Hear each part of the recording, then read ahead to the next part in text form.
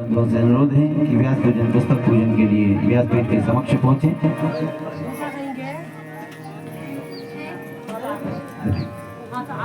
ओम पवित्र पवित्रो वा सर्वावस्थांगलोऽप्यायस्मै पुण्डरीकाक्षं शवायाभेन्द्रशुचिः सर्वं पवित्रमेव वाचम्यो ऋग्वेदाय स्वाहा यजुर्वेदाय स्वाहा सामवेदाय स्वाहा अथर्ववेदाय नमः। ओम भद्रं कर्णेभिः शृणुयाम देवा भद्रं वक्षेमाक्षिरद्राः स्थिरैरङ्गैः दुष्टवागुं वसनं निर्वसेमहि देवहितं यदायुः गजाननं भूतगणपतिसेवितं गवितजम्बूफलचारुभक्षणं नमाशुकं शोकविनाशकारकं नमामि विघ्नेश्वरपादपङ्कजं। विघ्नेश्वराय नमः। इष्टदेवताभ्यो नमः। कुलदेवताभ्यो नमः। ग्रामदेवताभ्यो नमः। देवताभ्यो नमः। सर्वेभ्यो देवेभ्यो नमः। सर्वेभ्यो ब्राह्मणेभ्यो नमो नमः।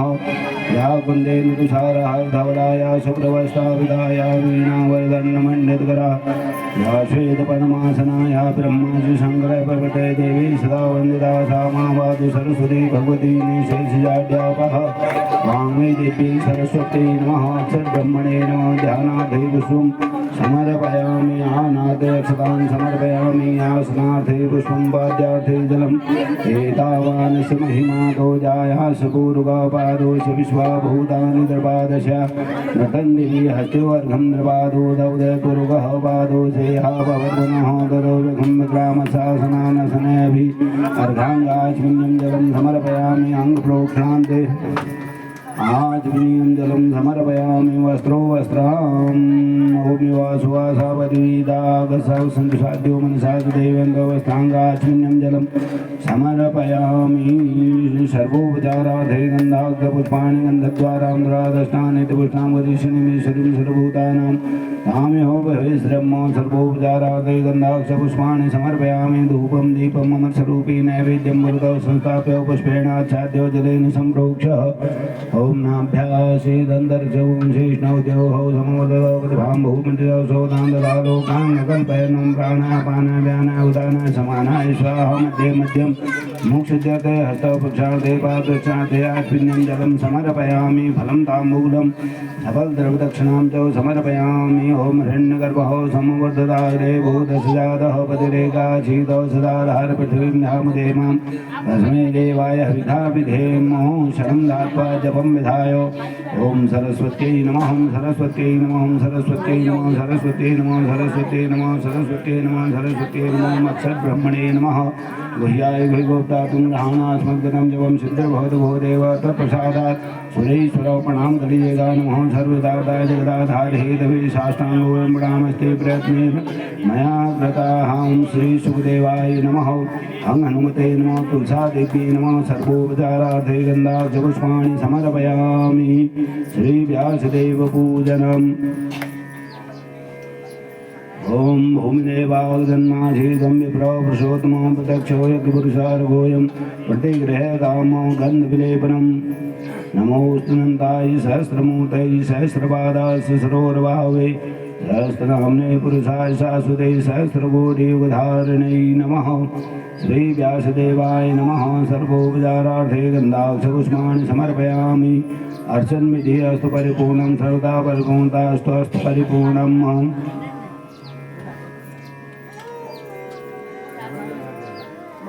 हेभिर्कर्षमाणो कथावादं कर्मणो बहुब्रह्मन् त्वामहं रणे विभोस्मिता स्मः।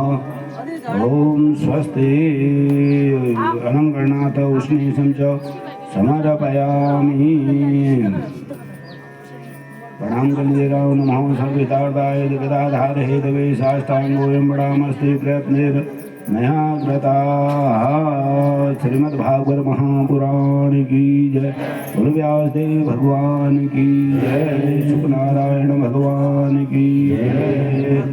ब्राह्मणानां पूजनम्।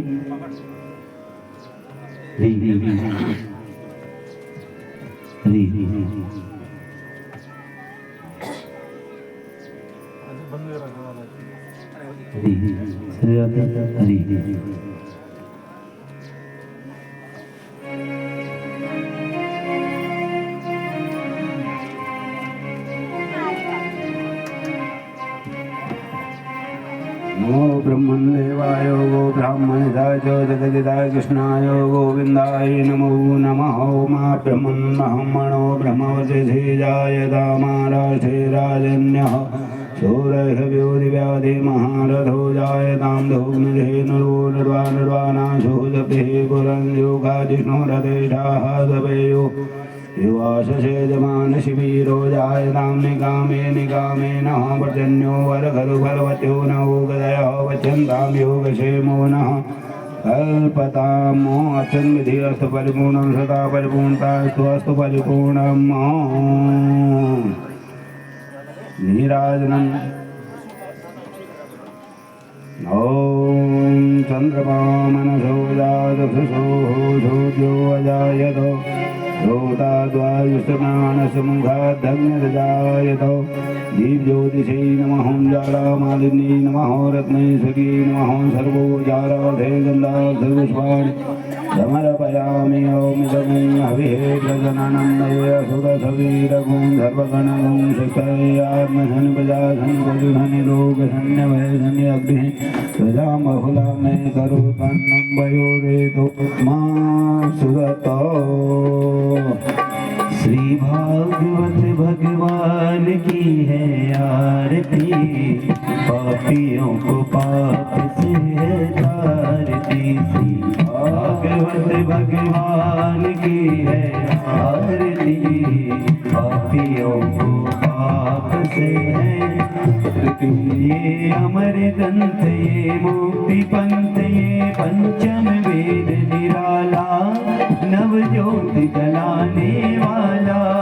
ये अमर ग्रंथ ये मुक्ति पंथ ये पंचम वेद निराला, नव ज्योति जलाने वाला। हरि नाम यही हरि ध्यान यही, हरि नाम यही हरि ध्यान यही, जग के मंगल की आरती। पापियों को पाप से है तारती, श्री भागवत भगवान की है आरती। पापियों को पाप से है तारती। ये शांति गीत पावन पुनीत, पापों को मिटाने वाला, हरि दर्श कराने वाला। ये शांति गीत पावन पुनीत, पापों को मिटाने वाला, हरि दर्श कराने वाला। ये सुख करणी ये दुख हरणी, ये सुख करणी ये दुख हरणी, श्री मधुसूदन की आरती। पापियों को पाप से है तारती, श्री भागवत भगवान की है आरती। पापियों को पाप से है तारती। ये मधुर बोल जग पंथ खोल, सद्मार्ग दिखाने वाला, बिगड़ी को बनाने वाला। ये शांति गीत पावन पुनीत, पापों को मिटाने वाला, हरि को बनाने वाला। श्री राम यही घनश्याम यही, श्री राम यही घनश्याम यही, प्रभु की महिमा की आरती। पापियों को पाप से है तारती, श्री भागवत भगवान की है आरती। पापियों को पाप से है तारती, पापियों को पाप से है तारती। नीराजनं निवेदयामि जलेन सिद्धिगणेन पुष्पे देवतादिवन्दनं हस्ताभ्याम् आत्मादिवन्दनं हस्तप्रक्षालनं मन्त्रपुष्पाञ्जलिम्। ॐ यज्ञेन यज्ञमय गन्धदेवासानि धर्माणि प्रथमान्यासन्नो देहनागं महिमानः ससन्धपूर्वे साध्याः सन्ति देवाः। ॐ नारायणाय विद्महे वासुदेवाय धीमहि तन्नो विष्णुः प्रचोदयात्। महालक्ष्मी च विद्महे विष्णुपत्नी च धीमहि तन्नो लक्ष्मी प्रचोदयात् हंसाय विद्महे परमहंसाय धीमहि तन्नो शुकः प्रचोदयात् अंजनी नंदनाय विद्महे पवनपुत्राय धीमहि तन्नो हनुमत् प्रचोदयात् नाना सुगन्धपुष्पाणि यथा कालोद्भवानि च पुष्पाञ्जलिर्मया दत्तः गृहाणो परमेश्वरो मन्त्रपुष्पाञ्जलिं समर्पयामि चार परिक्रमा ॐ ये देवान् प्रचरन्ति हितास्तानि खङ्गिनः देघावं सहस्रयोजनेव धन्वा निधन्महीयानि कानि च पापानि जन्मान्तर्गतानि देवतानि सर्वाणि नश्यन्तु प्रदक्षिणां वदे वदे पापोऽहं पापकर्माहं पापात्मा पापसम्भवत्राय मन्पुण्डरीकाक्ष सर्वपापहरो सर्वकष्टदुःखदारिद्र्यहरो हरो प्रणाम करेंगे नमो सर्विदातायो देहाधारे हेतवे साष्टांगोऽयं प्रणामस्ते प्रयत्नेन मया कृता दीनत्वेन मया कृता बोल श्रीमद्भागवत महापुराण की गुरु व्यासी महाराज की जय गुरु गुरुदेव भगवान की जय गुरु गंगानाथ भगवान की जय नमः पार्वती पतये हर हर महादेव जय जय श्री राधे जय जय श्री राधे जय जय श्री राधे श्याम हरि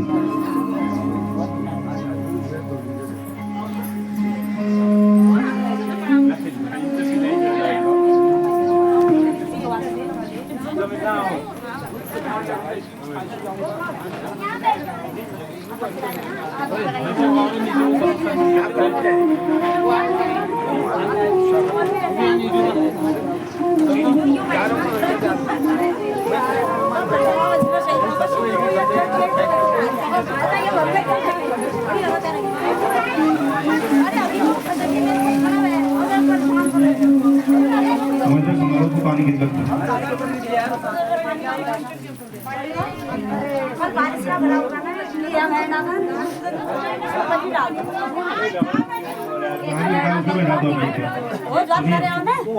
एक वहाँ भी रुका हुआ है वो भी निकाल दो बाद में डिस्टर्ब करेंगे खाली लकड़ी से हिला दो खाली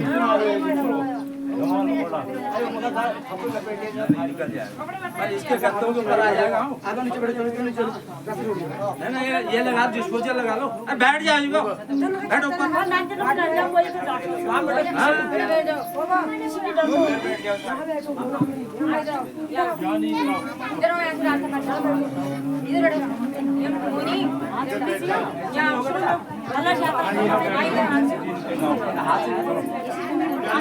हरि हरि हरि हरि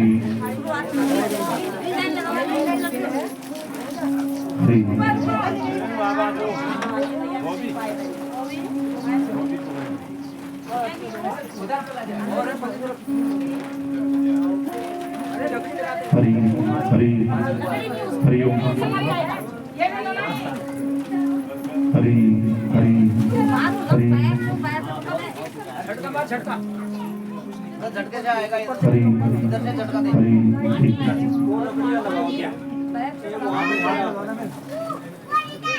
ऊपर डंडा लगा वो लोहे लगाओ ना हां तो पैर कुकुड़ जाओ अरे पैर पकड़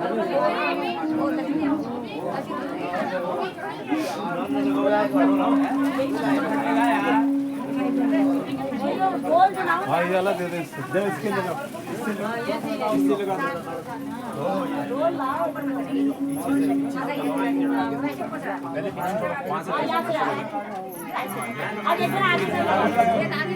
झटके से फेंको तभी जाएगा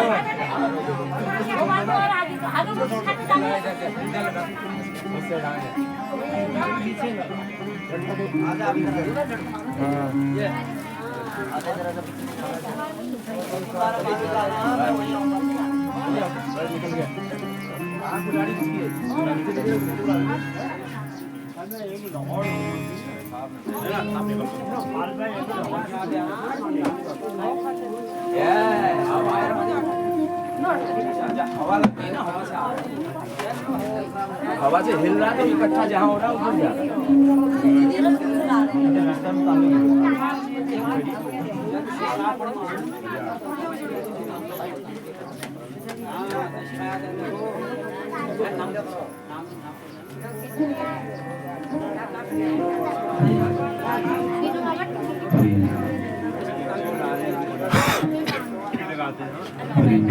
हरि हरि हरि हरि हरि हरि हरि हरि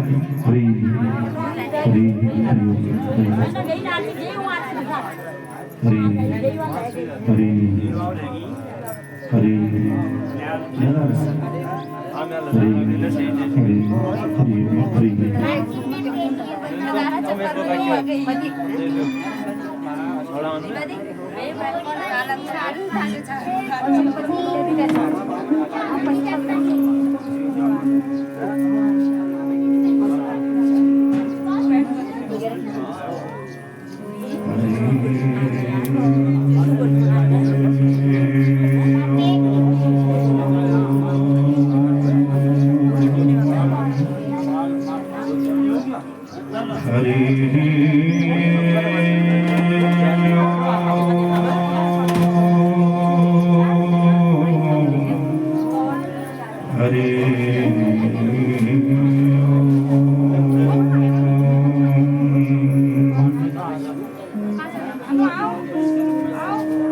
वक्रतुंड महाकाय सूर्यकोटि समप्रभा निर्विघ्नं कुरु मे देव सर्वकार्येषु सर्वदा गजाननं भूत गणाधिसेवितं कपित्थजम्बो फलचारुभक्षणम् उमासुतं शोक विनाशकारकम् नमामि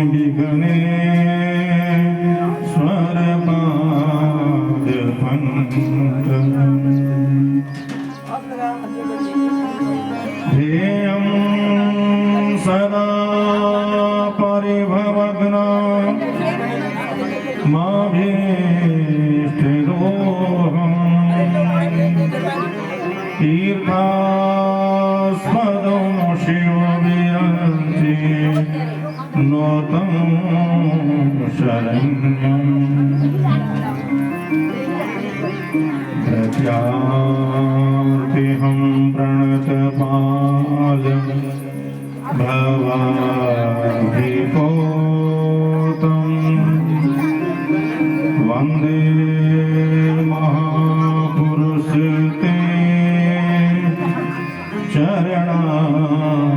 चरणारविन्दम्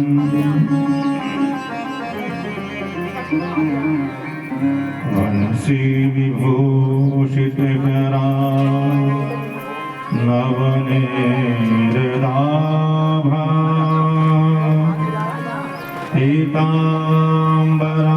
पीताम्बरादरुणबिम्ब फलादरोष्टा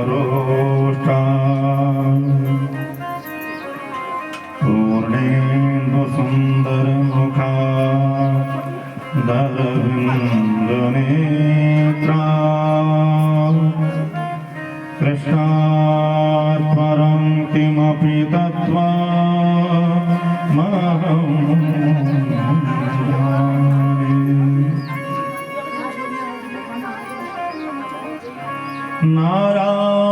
नारायणं नमस्कृत्य नरं चैव नरोत्तमं देवीं सरस्वतीं व्यासं ततो जयमुदीरयेत्।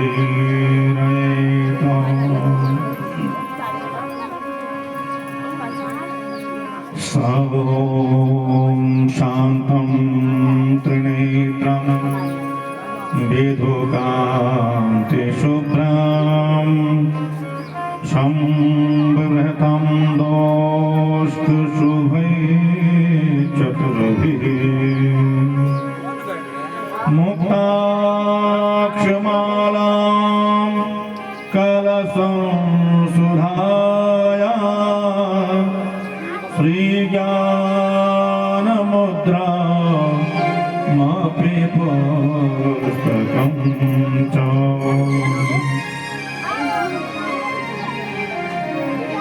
दिव्याम्बरं चन्दनगन्धुलेपै समोज्ज्वलाङ्गां मणिरत्नकैतो वीरासनस्थं च शशाङ्खचूडं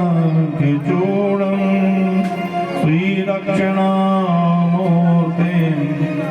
गुरुं स्मरामि वागर्धाविव सम्प्रभौ वागर्धः प्रतिपत्तये जगतः पितरो वन्दे पार्वती परमेश्वरौ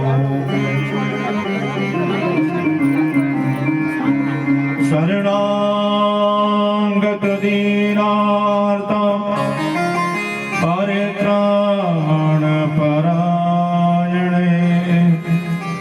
सर्वस्यार्थे हरे देवी नारायणी नमोस्तुते।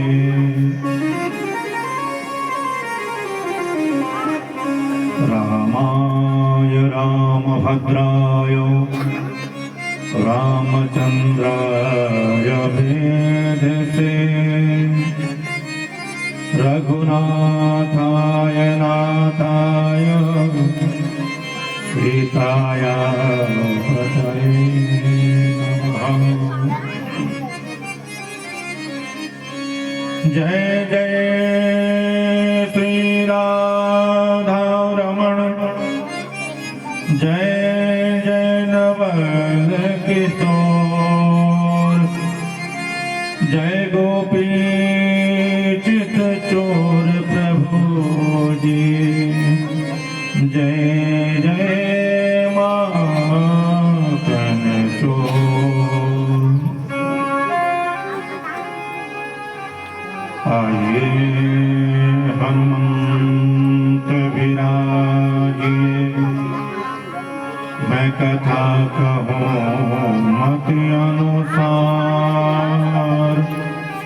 प्रेम सहित गादी धरो विराजिए पवन कुमार विराजिए पवन कुमार।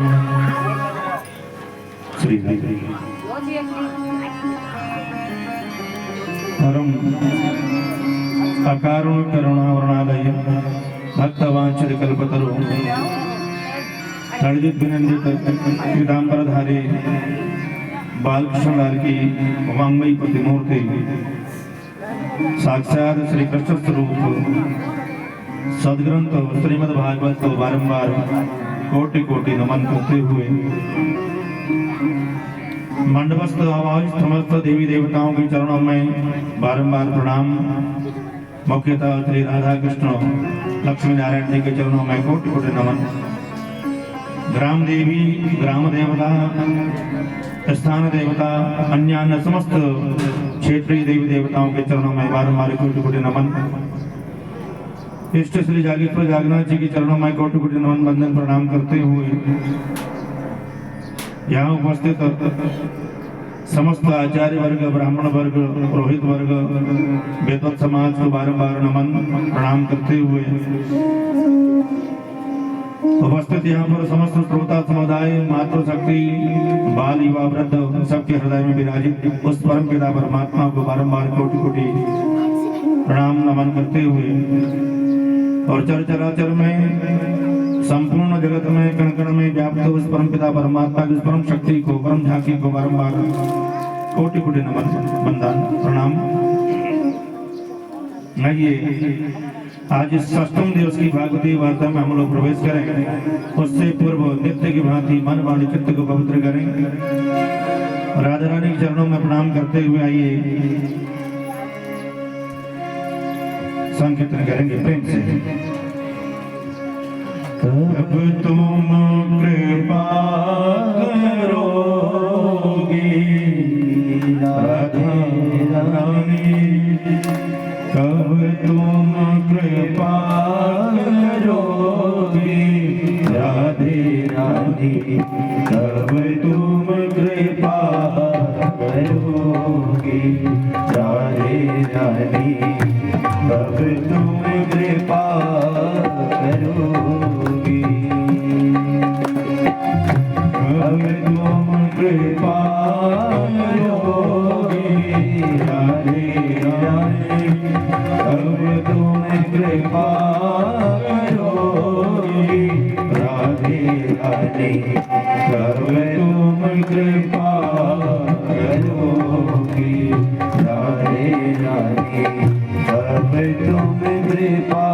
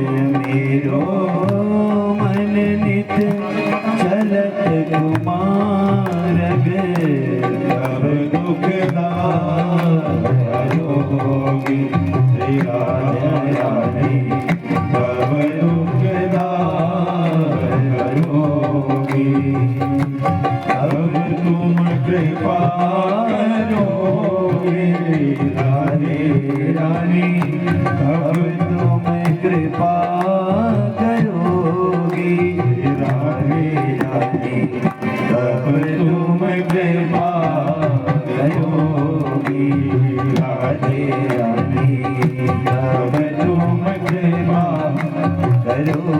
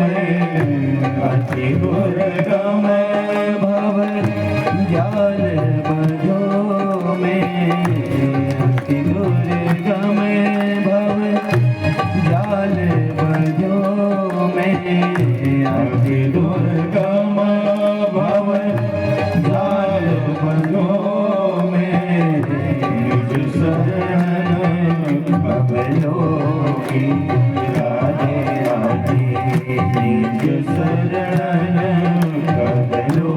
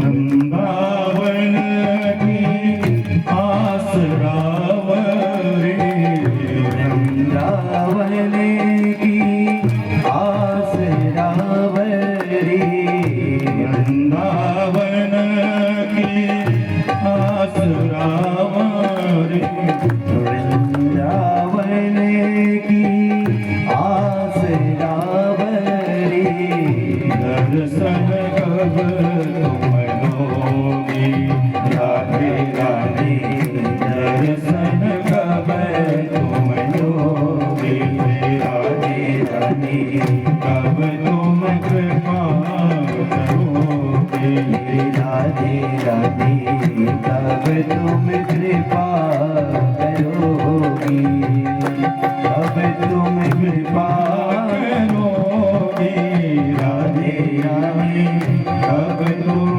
कृपा करोगे राधे राधे, कब तुम कृपा करोगी मेरी राधे राधे, कब तुम कृपा करोगे कब तुम कृपा करोगी राधे राधे, कब तुम कृपा करोगी। हरे रामा हरे रामा, रामा रामा हरे हरे, हरे कृष्णा कृष्णा कृष्णा हरे हरे, हरे कृष्णा कृष्णा कृष्णा हरे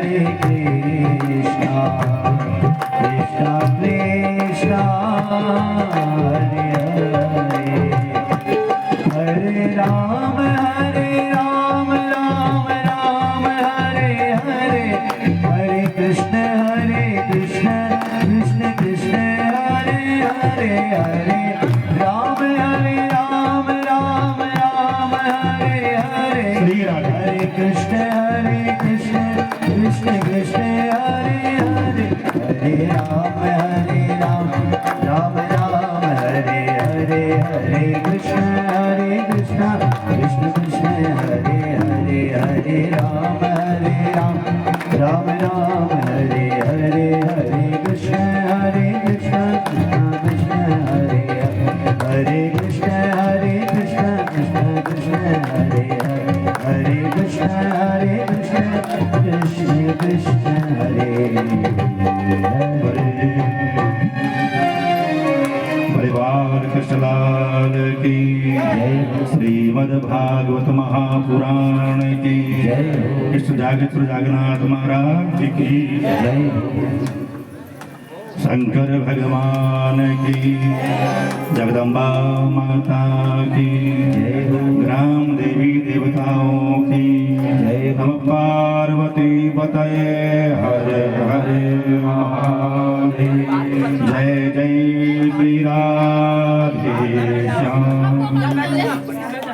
बाद में लगना, अरे बाद में लगना, अभी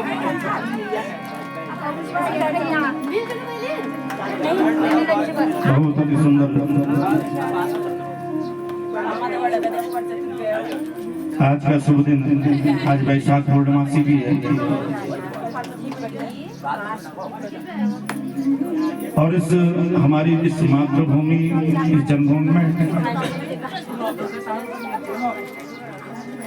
इस जोशी परिवार की ओर से इतना सुंदर आयोजन सुचारू रूप से यहाँ पर चल रहा है, गतिमान है।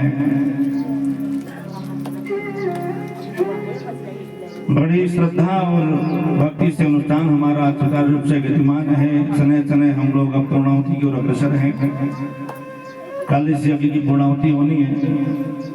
जैसा कि हम रोज एक चर्चा कर रहे हैं, कोई कार्य अनायास नहीं होता है। इतना बड़ा यज्ञ इस गांव में, इस घर में हो रहा है, तो ये अनायास नहीं है। न जाने इस यज्ञ की भूमिका कितने वर्षों पहले से बनी आ रही है, कब से बनी आ रही है, न जाने इसको हम ना आप जान सकते ना हम जान सकते। पितरों के आशीर्वाद से, गुरुजनों के आशीर्वाद से, संत महात्माओं के सन्मार्ग दर्शन से और हमारे भाग्योदय बहुजन्म समर्जितेन जन्म जन्मांतरों के भाग्योदय होने से तब जाके इस भूमि में, इस घर में ऐसा इतना बड़ा अनुष्ठान यहाँ पर संपन्न हो रहा है।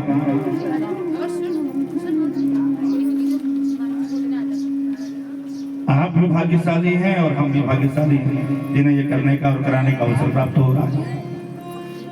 इसमें विराजे हुए भगवत कथा सस्य श्री कृष्ण चरित्र पिपासु सकल वंदनीय जिज्ञासु वृंद अयं भक्त रूपासने मई परम वंद्या माताएं, बहनें, बाल युवा वृद्ध एवं समस्त श्रोता समुदाय,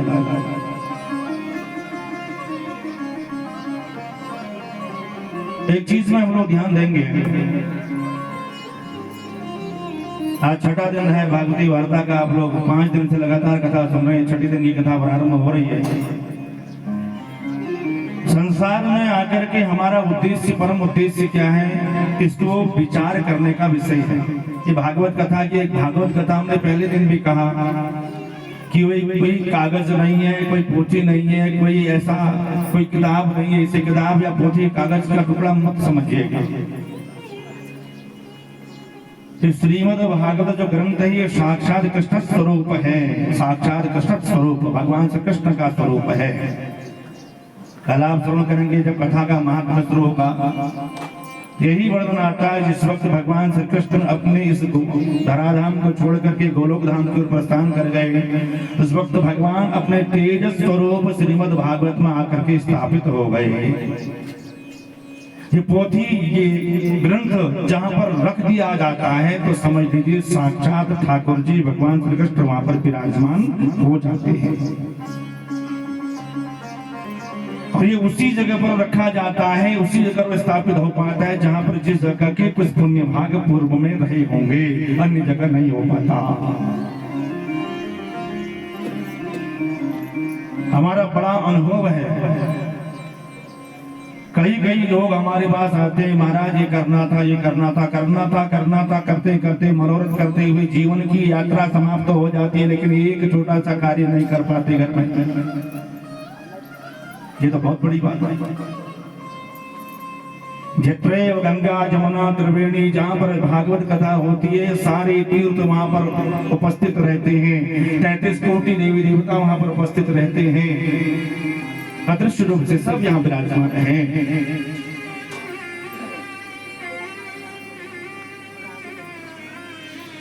तो हमारा जो मुख्य लक्ष्य है, आज हम अपने लक्ष्य से भटक चुके हैं। हमारा उद्देश्य क्या था? जीवन इस संसार में दुर्लभो मानुषो देहो कहा गया।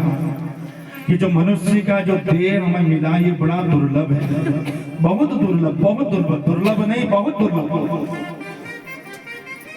ये जीवन पूरा हमें दोबारा मिलेगा कि नहीं मिलेगा इसका किसी कोई भरोसा नहीं है। न जाने कितने जन्म जन्मांतरों को भोगने के बाद, कितनी योनियों को, हमारे शास्त्र कहता है 84 लाख योनियों को भोगने के बाद इस जीवन प्राप्त होता है।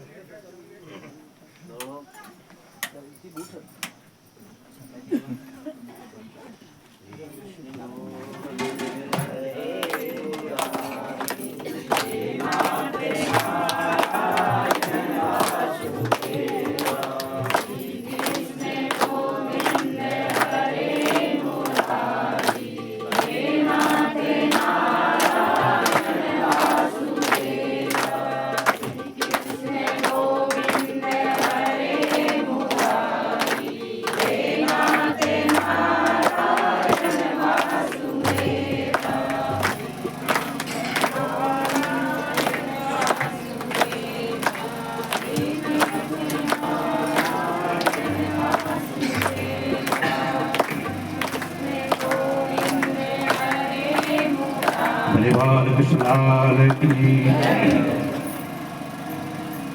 कहने का तात्पर्य जो जीवन हमें मिला है, इतना सुंदर मानव देह प्राप्त हुई है, उसमें भी हमारे हाथ, नाक, कान, मुख, पैर सब सुरक्षित हैं, ये सबसे बड़ी बात है। जो संसार में योनियां तो बहुत हैं, कीट पतंगा, जीव जंतु जानवर बहुत हैं, लेकिन जो बुद्धि, जो विवेक, जो ज्ञान मानव को है, मनुष्य को है, वो एक जानवर को नहीं होता, एक जीव को नहीं होता।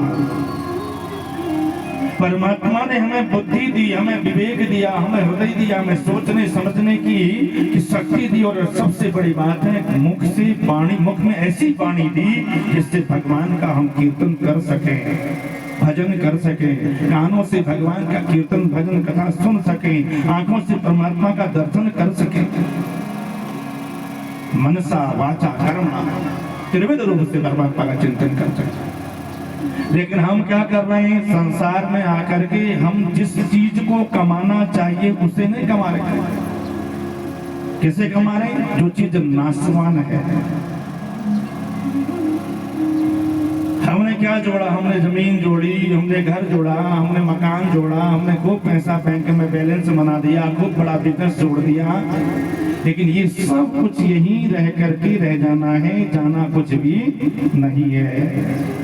हम रोज एक चर्चा आपको एक बार रोज संकेत हो रहा है कि जो शरीर है ये भी नहीं जाने वाला है। आप तो संपत्ति की बात करते हैं, ये शरीर भी नहीं जाएगा।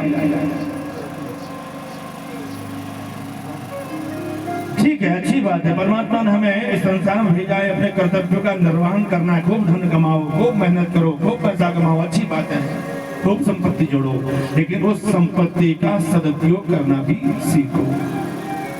जैसे इस परिवार ने आज इतना सदुपयोग किया, जहाँ तक मुझे पता लगा कि कुछ धन इनके पास आया तो उस धन का हमने सदुपयोग किया। सबसे पहले कथा होती है, इन्होंने मुझसे नहीं कहा, लेकिन मुझे कुछ पता लगा कैसे कि ऐसा ऐसा कुछ रूपरेखा बनी। अरे पैसा तो बहुत लोगों के पास आता है, ये तो कुछ भी नहीं, करोड़ों अरबों आ जाता है, लेकिन फिर भी लोगों की मति सदगति की ओर नहीं जाती है, सन्मार्ग की ओर नहीं जाती। धन सन्मार्ग की ओर लग रहा है, ये क्यों लग रहा है? इनके संस्कार हैं, इनके पितरों का आशीर्वाद है, पिताजी का, माताजी का, दादाजी का, परदादा, कई पीढ़ियों से इनको संस्कार, तब जाके ये धन यहाँ लगा, नहीं तो ये धन कहीं और जाता, ऐसे आराम में उड़ जाता, पता नहीं लगता कहाँ गया। अब जितना धन यहाँ लग रहा है, जितना धन शेष बचेगा, उस धन में इतनी बरकत होगी, इतनी बरकत होगी, आप उसे अंदाजा नहीं लगा सकते।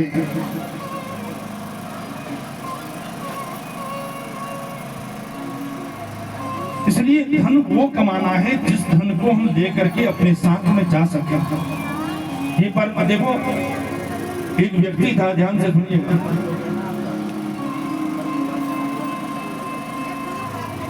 एक व्यक्ति ने एक बार बहुत बड़ा सेठ था, बहुत करोड़ों अरबपति आदमी गाड़ी में जा रहा था, ड्राइवर ने एक बढ़िया प्रवचन लगा दिया, प्रवचन सुन रहा था। प्रवचन में संत महात्मा कह रहे थे, महाराज देखो संसार का धन जो है, धन संपत्ति, पैसा, वैभव, ये सोना चांदी कुछ भी जाने वाला नहीं है, खाली हाथ आया था खाली हाथ जाएगा। वो सेठ ने जब सुनी कहानी, उसके मन में एक घंटी ऐसी बजी, उसने कहा नहीं, ये संत महात्मा बिल्कुल गलत कह रहे हैं, इनकी बात को मैं गलत सिद्ध करूंगा, ये सारे धन संपत्ति को मैं अपने साथ लेकर के जाऊंगा। संकल्प कर दिया था, अपने घर आया, अपने महल में आकर के अपने जितने भी शुभ चिंतक थे उनको बुलाया, बोला कोई ऐसा तरीका बताओ जिस तरीके से इस धन को मैं अपने साथ परलोक में ले जा सकूं। अब सारे लोग आए और सब लोग हारमान हो गए, महाराज ये हम नहीं जानते, हमें पता ही नहीं कैसे ये धन जाएगा, कैसे संपत्ति जाएगी, हमें तो इतना पता है कि हम खाली हाथ आए थे और खाली हाथ जाएंगे, संपत्ति जाने वाले नहीं है। बोला ना कोई तो तरीका होगा, जो मुझे ये तरीका बताएगा कि संपत्ति मेरी साथ में जाएगी, उसको मैं आधी संपत्ति दे दूंगा। अब तो लोगों की भीड़ लग गई, सब लोग सोचे अपने अपने तरीके बताएं, लेकिन कोई तरीका काम नहीं आया। अंत में एक व्यक्ति आया, उसने कहा महाराज मैं बताऊंगा, आपकी बात का जवाब मेरे पास है, मैं बताऊंगा। बोला बताओ ये धन कैसे जाएगा? बोला बिल्कुल जाएगा, जो आपने यहाँ पर कमाया है वो जाएगा, लेकिन किस रूप में जाएगा वो मैं आपको बताऊंगा। सेठ जी से उसने कहा महाराज आप अमेरिका गए हैं क्या? सेठ जी ने कहा हाँ अमेरिका गए। बोला यहाँ का जो रुपया हमारा वो अमेरिका में चलता है क्या? बोला अमेरिका में नहीं चलता, उसको हमको कन्वर्ट करना पड़ता है, डॉलर में बदलना पड़ता है, तब जाकर के वो चलता है। बोले दुबई गए? बोला हाँ गए। बोला ये पैसा वहाँ चलता है? बोला वहाँ भी नहीं चलता।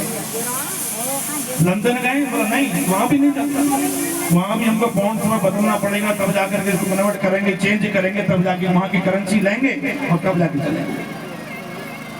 तो उस व्यक्ति ने कहा महाराज बिल्कुल सत्य बात यही है, आपने ये जो धन कमाया है इस धन से आप पहले उस परलोक की स्वर्ग की करेंसी खरीदो।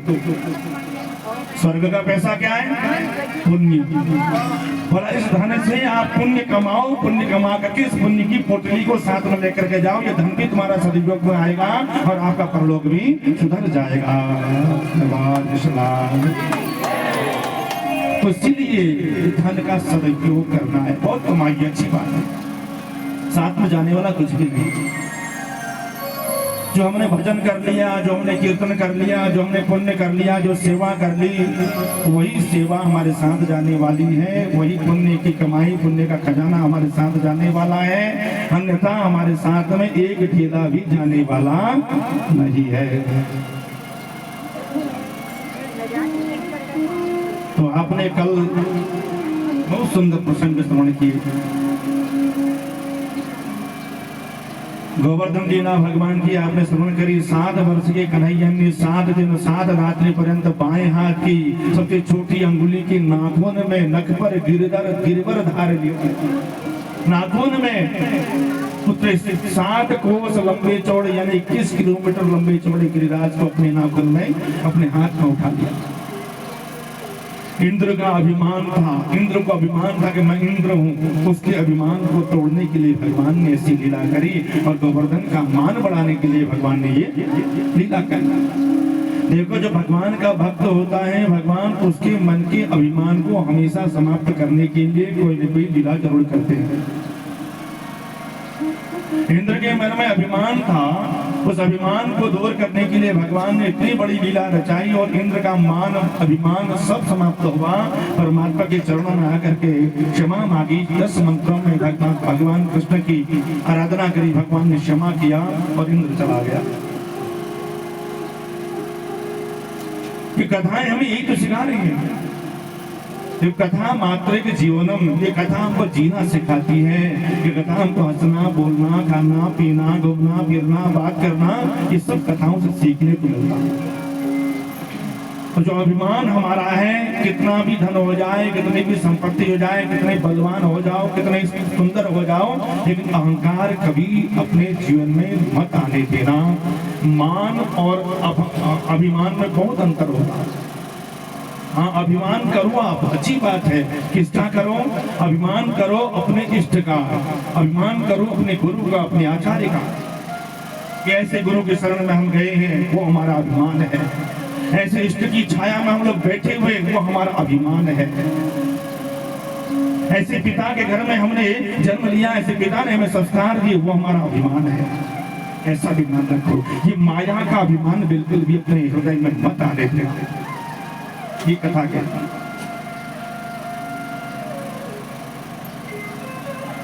तो इंद्र के जानने के बाद भगवान ने गोपियों के साथ में रास रचाया। रास के महत्व को भी आपने जाना।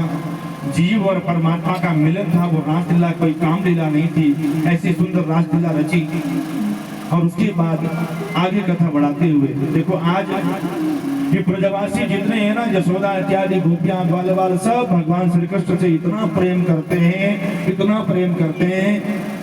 हमारा कन्हैया, हमारा कन्हवा पसंद रहे, इसलिए ब्रजवासी भगवान से कितना प्रेम करते हैं।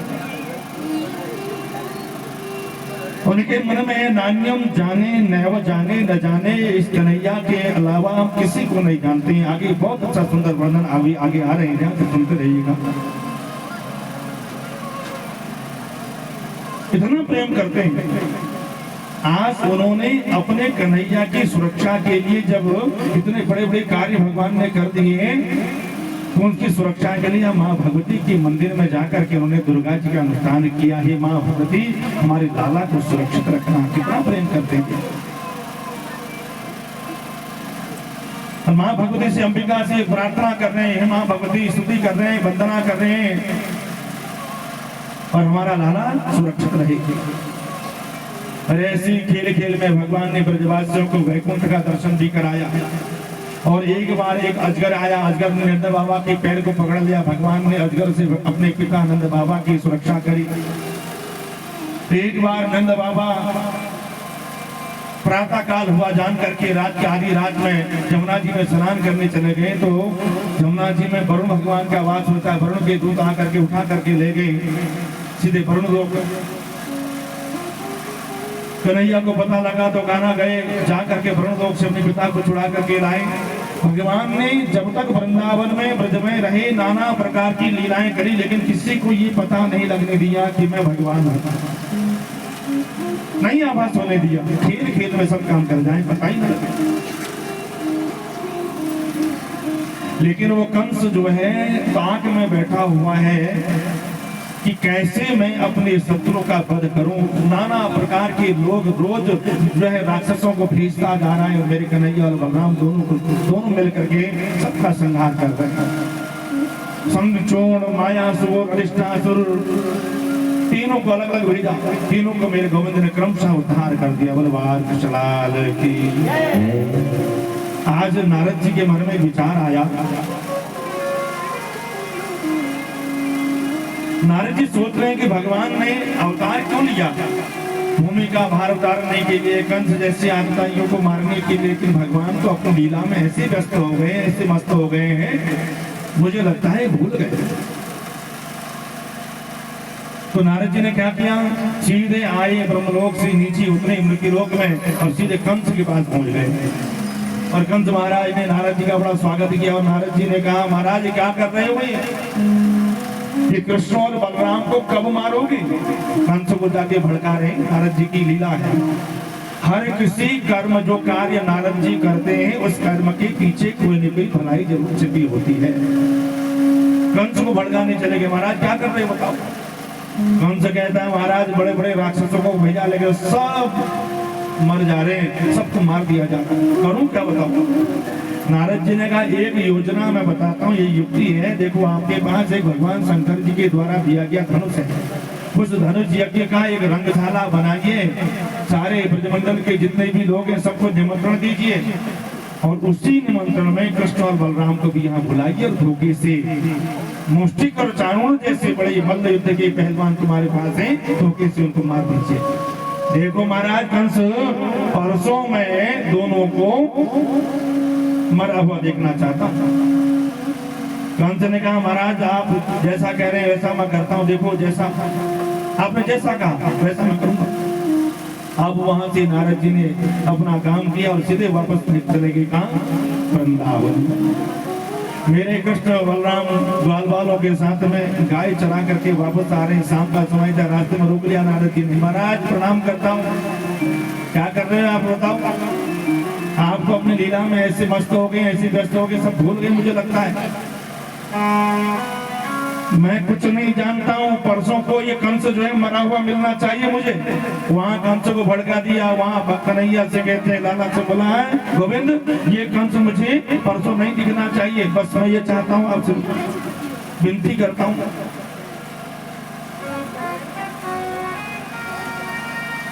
नारद भगवान को प्रणाम करके चले गए। इधर कंस ने आज अक्रूर जी को बुलाया।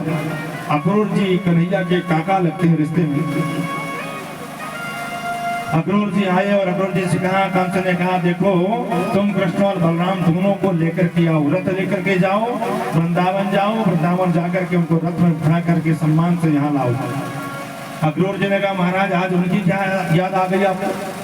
बोला, याद विवाद कुछ नहीं आई, एक रंगशाला बना के धोखे से उन्हें मारना चाहता हूँ बस। अक्रूर जी की आंखों से आंसू बहने लगे। महाराज ये काम मुझे मत दीजिए, मुझसे नहीं होगा। कंस ने कहा, अक्रूर जी आप मेरी विचार से, मेरी आदत से, मेरे स्वभाव से बिल्कुल परिचित हैं। अगर नहीं गए तो समझ लो तलवार हाथ में पकड़ ली। बोला, नहीं गए तो समझ लो। अक्रूर जी ने कहा, इसके हाथ से मारे जाने से तो अच्छा की जाना चाहिए। अक्रूर जी ने रथ सजाया और रथ सजा करके जैसे ही रथ में बैठे, मात्र मुश्किल से 20 मिनट आधा घंटा मथुरा से लगता है वृंदावन जाने में। आज अक्रूर जी सुबह प्रातःकाल से लेकर के शाम तक 10 घंटा हो गया, वृंदावन नहीं पहुंच पाए। क्यों? भगवान की याद करते हुए जहां घोड़े रुक जाएं वहीं रुक जाएं, जहां पर पानी पीने के लिए, घास खाने के लिए अक्रूर जी उनको हाँकते ही नहीं। अब घोड़े धीरे धीरे चलते चलते 10 घंटे में शाम को जब नंद बाबा के महल पर पहुंचे, कन्हैया से मिलना हुआ। कन्हैया ने काका अक्रूर जी को प्रणाम किया, पूछ लिया कैसे आना हुआ। मेरे गोविंद तो सब जानते थे, समझ गए कि अक्रूर जी आज आए तो अब हमारे जाने का समय आ गया है। बोला काका ये बात एकदम से मेरी माँ से मत कहना कि मैं कन्हैया और बलराम को लेने के लिए आया हूँ।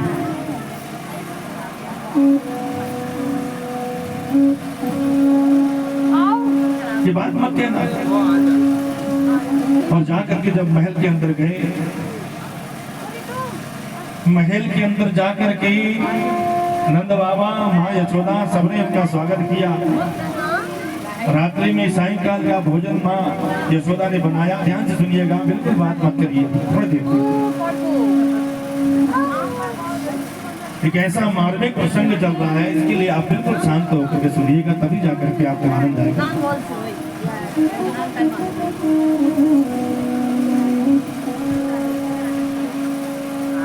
भोजन कर रहे हैं अक्रूर जी, और अक्रूर जी ने जब भोजन किया, भोजन करने के बाद नंद बाबा और अक्रूर जी बैठे हुए वार्ता कर रहे हैं। तो नंद बाबा ने पूछ लिया, महाराज अक्रूर जी आज कैसे आना हुआ? माँ यशोदा भोजन कर रही थी, अक्रूर जी के मुंह से निकल पड़ा, नंद बाबा मैं कृष्ण और बलराम को लेने के लिए आया हूँ, ले जाने के लिए आया हूँ। तो माँ यशोदा की एक ग्रास मुख में था, एक हाथ में था, हाथ का ग्रास नीचे छूट गया, मुंह का ग्रास मुंह में रह गया, और वहीं से रोते हुए बोली, मैं अपने आंख के तारों को अपने से दूर नहीं होने दूंगी। मैंने आज तक अपने कन्हैया बलराम को इस वृंदावन से बाहर नहीं जाने दिया, तो आप कहते हो मथुरा जाने की बात मैं इसे नहीं जाने दूंगी। नंद बाबा ने कहा, अरे देवी कब तक बच्चों को अपने आंचल में छुपा कर रखोगी बताओ, लेकिन एक दिन तुम्हें बाहर जाना ही पड़ेगा। तुम चिंता मत करो, मैं साथ में जाऊंगा, सारे ग्वाल बाल साथ में जाएंगे, 1-2 दिन घूम करके वापस आ जाएंगे।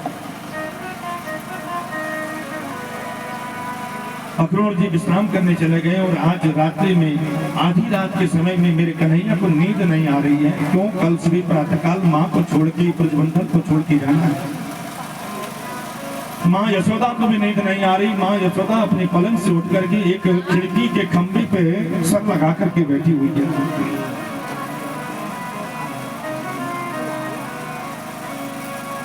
कन्हैया ने कहा, माँ मैया तो कहाँ है? जब देखा कि बिस्तर पर नहीं है, पलंग पर नहीं है, तो जब ढूंढते ढूंढते गए, एक खिड़की के खंभे से सर लगा करके माँ रो रही है।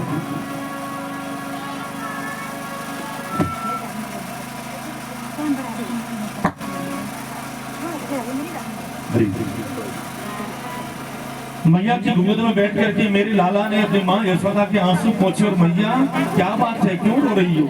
मैया ने कहा, लाला मैं सोचती हूँ कि कल तू मथुरा चला जाएगा, तेरे बिना एक एक पल मेरा कैसे व्यतीत होगा, कैसे करूंगी बताओ। गोविंद ने कहा, मैया तू चिंता मत कर, मैं कल जाऊंगा और परसों आ जाऊंगा, तू मुझे जाने तो दे। देखो, जिस माँ ने अपने लाला को, देखो कन्हैया 11 वर्ष 54 दिन तक रहे वृंदावन में। माँ यशोदा ने 11 वर्ष 54 दिन तक कन्हैया का पालन किया, सेवा करी। और जिस माँ ने अपने लाल को, अपने बेटे को अपनी आंखों से 1 मिनट के लिए कहीं भी ओझल नहीं होने दिया, मात्र गाय चराने और बछड़े चराने के अलावा कहीं नहीं जाने दिया, उस माँ के आंख के तारे को आज अक्रूर जी मथुरा को ले जा रहे हैं, तो माँ रो रही है। कन्हैया ने बहुत ढाढ़स बताया, और न जाने ब्रजमंडल में कैसे पता लग गया कि कोई परदेसी आया है। तो सारे ब्रजमंडल की जितनी गोपियां थी, हजारों लाखों गोपियां नंद बाबा के भवन की आगे खड़ी हो गई। रात में ही भीड़ लग गई। प्रातः काल 4 बजे जब अक्रूर जी उठे, अक्रूर जी ने अपने रथ को सजाना शुरू किया। मेरे कन्हैया ने जैसे ही महल का द्वार खोल करके बाहर देखा, हजारों लाखों गोपियां खड़ी हैं और सबकी आंखों में आंसू बह रहे हैं।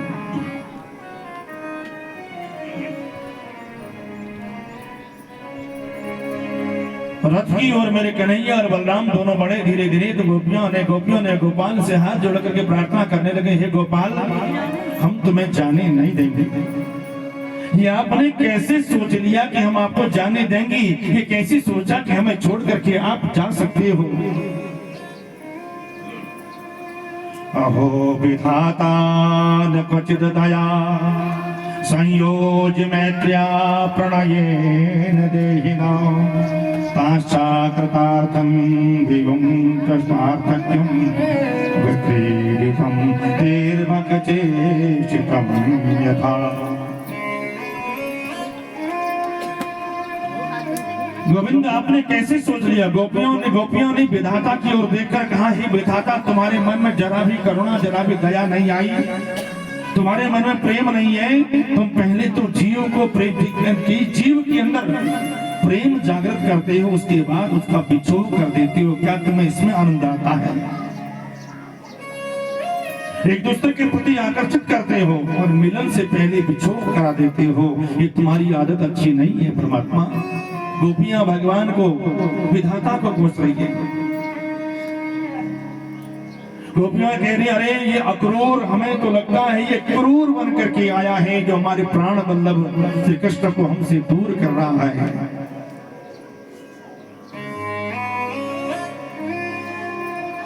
कृष्ण और बलराम जैसे ही रथ में बैठ करके धीरे धीरे आगे बढ़ने लगे तो एक गोपी ने कहा, अरे देखो ये चले गए। और हजारों गोपियां आई, रथ के आगे आकर लेट गई। अरे कन्हैया, आपको जाना है तो जाओ, लेकिन हमारे रथ को चला करके जाओ, हम तुम्हें नहीं जाने देंगे।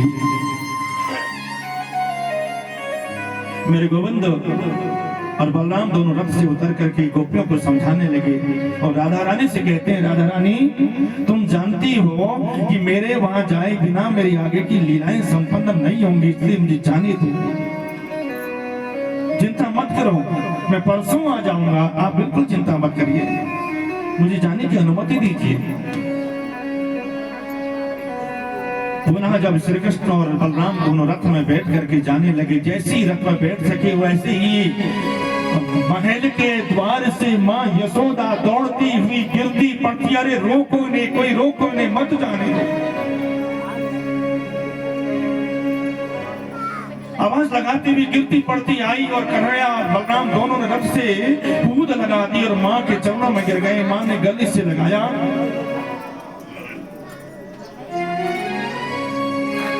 और मैया ने कहा, मैं कितनी निष्ठुर हूं लाला,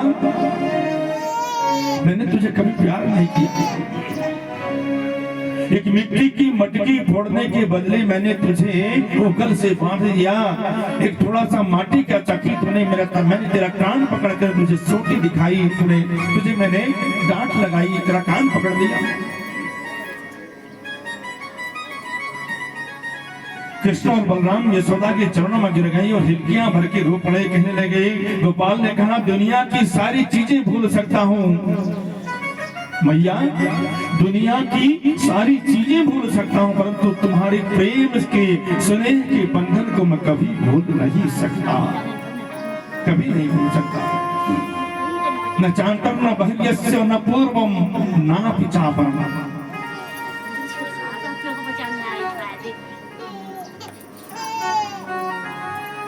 और आज कहने लगी माँ यशोदा, मैं कितनी निर्दयी, आज मुझे पता लगा कि तू मेरा बेटा नहीं है, तू तो देवकी का लाल है। मेरा क्या अधिकार था तेरे को बांधने का, मेरा क्या अधिकार था तुझे तेरा कान पकड़ने का, मेरा क्या अधिकार था बताओ।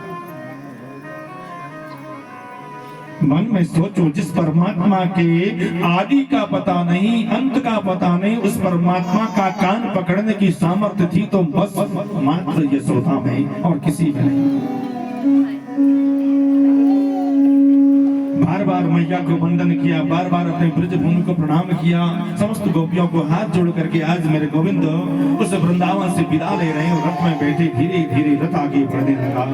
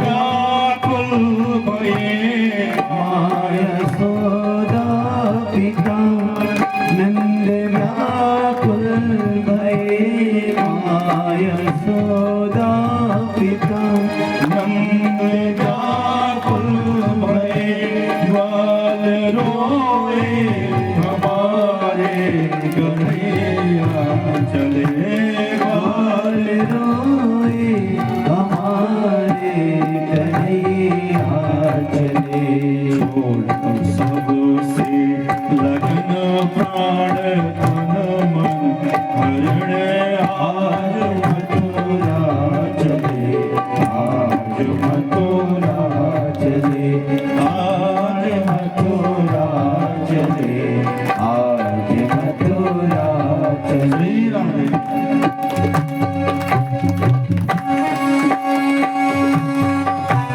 मेरे कन्हैया रथ में बैठ करके जाने लगे गोपियां। जब तक रथ की ध्वजा दिखाई दी तब तक मार्ग में देखी रही एक तक सोचने लगी कि अब ये वापस आएंगे, अब ये वापस आएंगे, लेकिन देखते ही देखते मेरे कन्हैया आंखों से ओझल हो गए।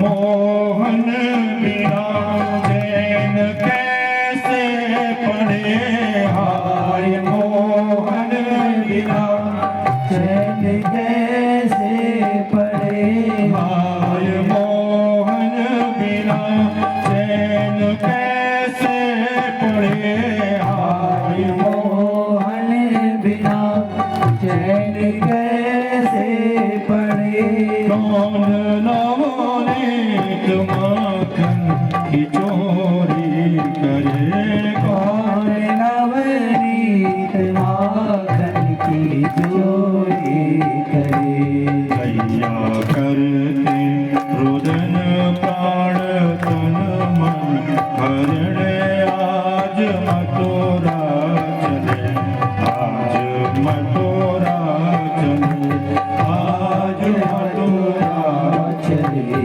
आज मथुरा चले, छोड़ गंगा विपिन कुंज यमुना भूल आज मथुरा चले, आज मथुरा चले आज मथुरा चले आज मथुरा चले। श्री राधे।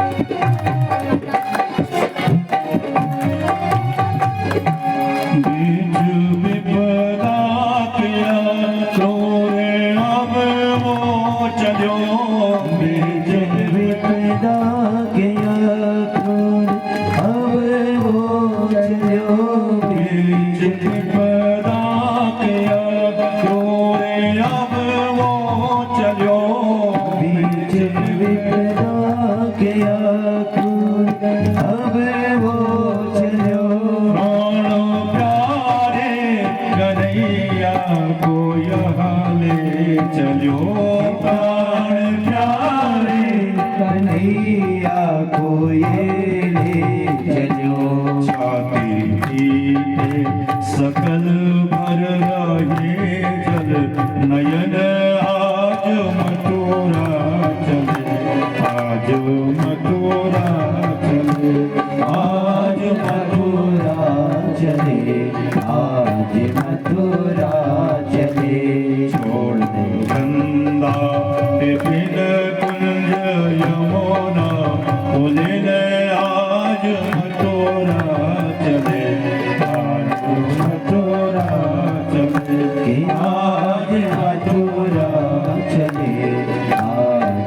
मथुरा चले।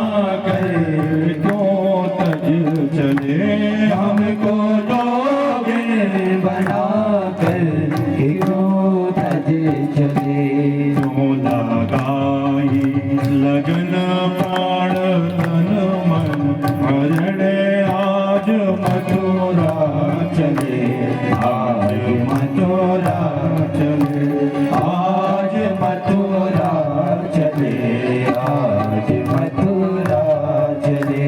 छोड़ वृंदा विपिन कुंज यमुना फूलने आज मथुरा चले, आज मथुरा चले, आज मथुरा चले, आज मथुरा चले, आज मथुरा चले, आज मथुरा चले, आज मथुरा चले, आज मथुरा चले, आज मथुरा चले, आज मथुरा चले। कृष्ण और बलराम रथ में बैठ करके अक्रूर जी के साथ मथुरा की ओर चले गए। गोपियां ग्वाल बाल सब लोग देखते रहे। नंद बाबा और भगवान के सखा पहले ही रात को बैलगाड़ी में पहुंच गए मथुरा, और कृष्ण बलराम को लेकर के अक्रूर जी जा रहे हैं। अक्रूर जी के मन में एक शंका जागृत हो गई, मैं ये ब्रजवासियों के से इतना प्रेम करते हैं भगवान से, मैं उनको बिछू करके ले जा रहा हूँ। बड़ा दुखित हो गया मन। तो मार्ग में जमुना जी पड़ी, तो जमुना जी नदी में, गंगा जी को जमुना जी में अक्रूर जी ने स्नान किया। स्नान करते वक्त जल के अंदर में भगवान ने शेषनाग में अपना स्वरूप अक्रूर जी को दिखाया। अपना स्वरूप दिखाया तो अक्रूर जी समझ गए ये कोई साधारण नहीं है, जो साक्षात भगवान नारायण के अवतार है। अब मेरे मन में कोई शंका नहीं। अक्रूर जी ने मथुरा पहुंचाया। अक्रूर जी ने कहा, देखो कन्हैया गोविंद, ये जो मथुरा नगरी है, इस नगरी के बीच में एक छोटी सी कुटिया मेरी भी, कभी अवसर मिले तो मेरे घर भी जरूर आना, मेरी कुटिया जरूर पावर करना। ये अक्रूर जी ने कहा, उनको छोड़ करके अक्रूर जी चले गए। नंद बाबा और बालसखा पहली रात्रि में पहुंच गए, तो वहां जाकर के नंद बाबा को प्रणाम किया बलराम जी और कृष्ण ने। और प्रातः काल, आज मेरे कन्हैया हैं 11 वर्ष 55 दिन। प्रातः काल उठ करके मथुरा नगरी में भ्रमण करने के लिए गए। पिताजी से कहा, पिताजी मुझे मथुरा नगरी घूमने का मन है, ये बालसखा मेरे जितने भी हैं सब मथुरा नगरी घूमना चाहते हैं, आप मुझे आज्ञा दीजिए। बलराम और श्री कृष्ण ग्वाल बालों को लेकर के मथुरा में घूमने के लिए गए। जैसे जब घूमने लगे तो ग्वाल बालों ने कहा, अरे कन्हैया देख एक बात बता, तो आज मामा ने तुझे बुलाया, तेरे मामा इतने बड़े राजा हैं और हमारे पास पहनने के लिए कपड़े नहीं है। अब तेरे मामा के पास जाना है तो कुछ वस्त्रों की व्यवस्था हो जाती तो। अब तो कन्हैया ने कहा, ऐसी कोई बड़ी बात नहीं, आ जाओ मेरे साथ चलो। धोबी घाट चले गए, जहाँ पर राजा लोग राजसी वस्त्रों को जहाँ पर धोया जा रहा था वहां पहुंच गए। कन्हैया ने धोबी से कहा, जो धोबियों का सरदार था, और मामा जी राम राम। हम महाराजा कंस के भांजे हैं, हमें पहनने के लिए वस्त्रों की व्यवस्था करो। तो धोबी ने भगवान के साथ ऐसी गलत बातें करने लगा, अरे कहाँ के ग्वारी जंगली, तुम आ गए, राजाओं के कपड़े पहनने की तुम्हारी हैसियत नहीं है, जाओ निकल जाओ यहाँ से। गुस्सा करके जब भगवान को मारने के लिए आया तो भगवान ने एक जोर का चाटा मारा धोबी के सर जो धड़ से अलग हो गया। धोबी का उद्धार हो गया। बलवान कृष्णलाल की धोबी का उद्धार हो गया। धोबी के उस हाल को देखकर सारे धोबी वहां से भाग गए, सारी घटनाएं छोड़ करके। सारे ग्वाल बालों ने एक एक कपड़े अपने अपने लिए सुंदर सुंदर वस्त्र निकाले और सबने पहन लिए। अब ग्वाल बाल थे छोटे छोटे नन्हे मुन्ने, और कपड़े इतने बड़े बड़े, बिना झाड़ू के रोड में झाड़ू लग रहा था, चले जा रहे हैं। अरे कन्हैया अब तो और मुसीबत हो गई। बोला क्या हो गया? बोला अब देखो बिना झाड़ू के रोड में झाड़ू लग रहा है, क्या करें, कैसे जाएं ऐसे पहन करके, बताओ क्या कहेंगे तुम्हारे मामा जी। और चलो चिंता मत करो, इंतजार करो। आगे बढ़े।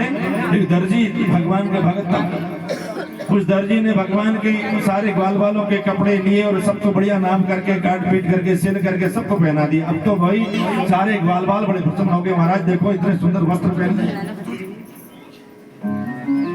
एक सुदामा नाम के माली थे जो भगवान का बड़ा भक्त था, उसने आकर के माली ने एक एक माला सारे ग्वाल बालों को भगवान को पहना दी। अब माला भी हो गई, अब किसकी कमी रही? अब बोला महाराज देखो माथा भी सुना ही है, टीका नहीं लगा, कपड़े पहन लिए, माला पहन ली, लेकिन अब टीका तो लगना है।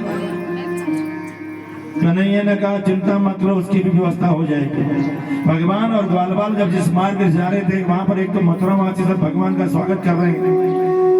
मथुरा की जितने भी नारियां थी सब लोग अपने अपनी अट्टालिकाओं से भगवान के फूलों की वर्षा कर रहे हैं, भगवान का जय जयकार कर रहे हैं, धीरे धीरे आगे बढ़ रहे हैं। एक 3 जगह से कुबड़ी एक स्त्री एक औरत आई और उसके हाथ में चंदन का कटोरा, जिसे त्रिवक्रा कहते हैं। महाराजा कंस को रोज चंदन बनाकर ले जाती और राजा कंस को चंदन उसके हाथ का बड़ा अच्छा लगता है, उसकी ड्यूटी थी रोज जाने। 3 जगह से टेढ़ी थी, चेहरा बिल्कुल काला कलूटा था, उस चेहरे को छुपा करके चलती थी, लंबा सा घूंघट डाल करके, शर्म लगती। मेरे कन्हैया ने जाकर के उसके रास्ते में खड़े हो गए, हाथ लगा लिया, बोला रुक जाओ देवी, अरे सुंदरी कौन हो?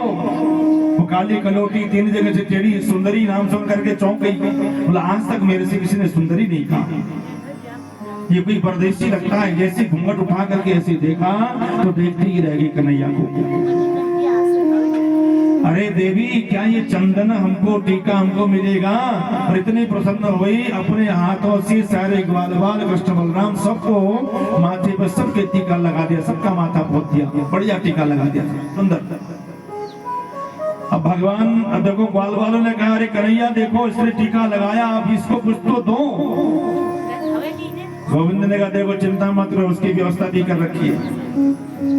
मेरे गोविंद उसके नजदीक गए, एक हाथ उसकी ठोडी में लगाया ऐसे, और एक हाथ से उसके कमर में हाथ डाला भगवान ने, और एक झटका दिया, वो 3 जगह से जो टेढ़ी थी बिल्कुल सीधी हो गई और सुंदर हो गई। बलवान की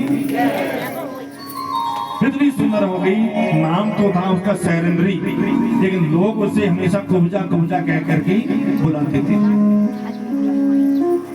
भगवान ने उस कुब्जा का भी उद्धार किया, और आज मेरे भगवान 11 वर्ष 55 दिन के, और जब सीधे आगे जा रहे हैं जहाँ पर रंगशाला है, उससे पहले जब द्वार के पास पहुंचे तो एक बड़ा सा धनुष रखा हुआ था। ग्वाल वालों ने कहा देखो कन्हैया कितना बड़ा धनुष है। कन्हैया ने बलराम जी से कहा भैया इसका ऐसे छू लूं मैं, उठा लूं? और खेल खेल में ही मेरे गोविंद ने उस धनुष को बाएं हाथ से ही उठाया और 3 बार 3 जगह से तोड़ करके उसके टुकड़े बना दिए और धनुष भंग हो गया। जैसे ही धनुष उठा, जितने सैनिक थे सैनिक लोग दौड़ करके राजा कंस के पास गए और जाकर के महाराज वो धनुष टूट गया। बोला कौन सा धनुष टूट गया? ये धनुष आपको भगवान शंकर जी ने तपस्या करके दिया था और कहा था जो इसे तोड़ेगा वो तुम्हें नहीं छोड़ेगा। अब तो कंस बड़ा भयभीत हो गया। कंस ने सोचा कि जिसने धनुष तोड़ा है अब वो मुझे भी नहीं छोड़ेगा। उसने क्या किया, एक कुबलया पीड़ नामक हाथी को ला करके मार्ग में खड़ा कर दिया, मदमस्त करके। वो कुबलिया पेड़ जो हाथी था, उस हाथी भगवान के मार्ग में आकर के उनको परेशान करने लगा। तो मेरे गोविंद ने और बलराम ने दोनों ने उस हाथी के दोनों दांत तोड़ दिए और एक मुष्टिक प्रहार किया और हाथी वहीं पर धराशायी हो गया। बलवान कृष्णलाल की। और सायंकाल में मेरे गोविंद ने विश्राम किया। प्रातः काल फिर उठे। आज मेरे गोविंद हो गए 11 वर्ष 56 दिन के।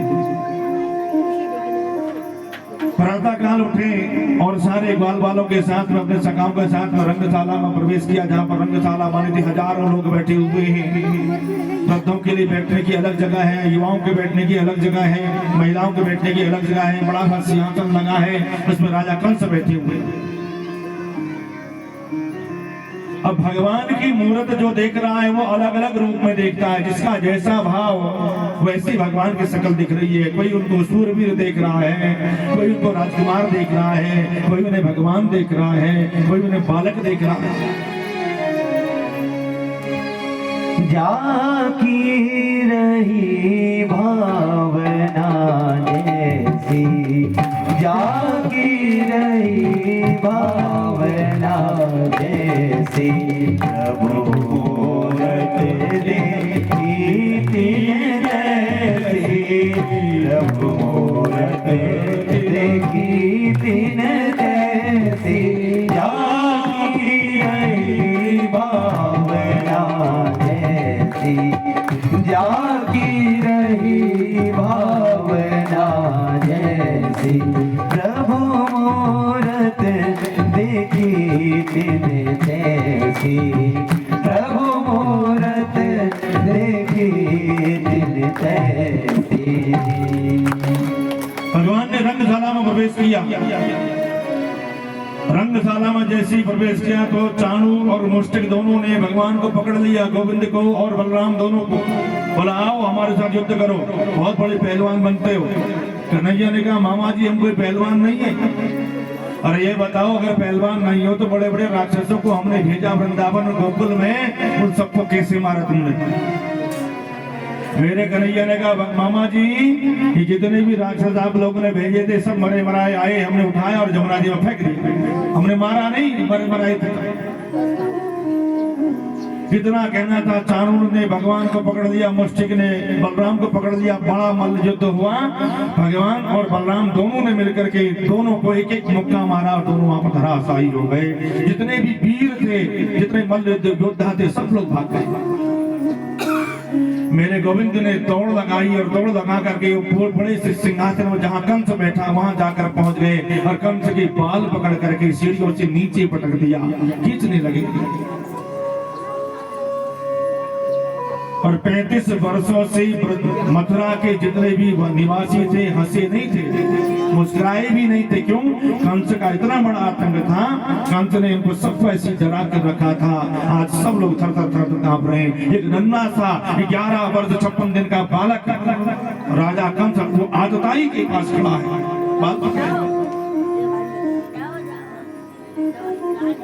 कंस कहने अरे चाणूर, अरे मुष्टिक कहाँ गए? सब पकड़ो इसे, पकड़ो इसे। मेरे कन्हैया कहते मामा जी वो वहीं चले गए जहां अभी थोड़ी देर में आपको जाना है। जहां थोड़ी देर में आपको जाना है वहीं पहुंच गए, चिंता मत करो।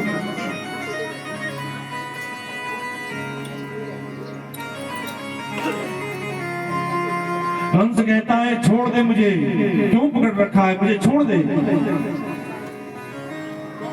भगवान ने कहा देखो मुझे छोड़ना नहीं आता है, बस मुझे पकड़ना आता है। जिसको पकड़ लेते उसे हम कभी छोड़ते नहीं।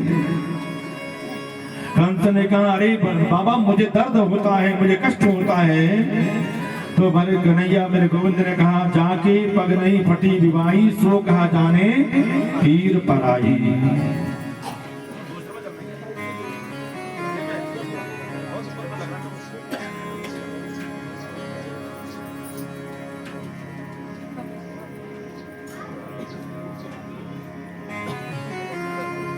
कन्हैया कहते मामा आज तुम्हें पता लगा कि बाल पकड़ने में दर्द होता है। वो दिन भूल गए आप जिस दिन मेरी माँ देवकी को आप छोड़ने के लिए जा रहे थे और रथ से तुमने आपने बाल पकड़ करके खींच करके जब नीचे फेंका तो आपको उस वक्त कष्ट नहीं हुआ।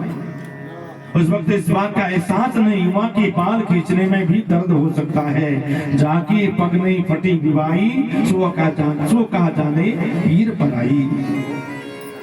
आज तुम्हें एहसास हो रहा है कि बाल खींचने से दर्द होता है।